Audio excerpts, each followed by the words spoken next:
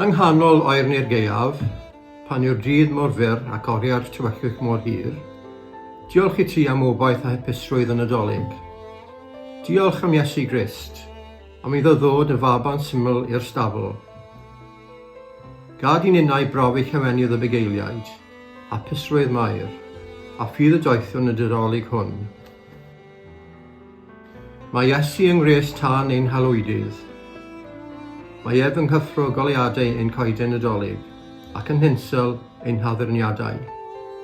Ef yw'r sir yn ddisglair ar noson dywyll. Iesu yw fflam y ganwyll sy'n goleuo'r tŷ. Gad i oleiniau chan y Nadolig fod yn ein colonnau ar hyd y flwyddyn gron.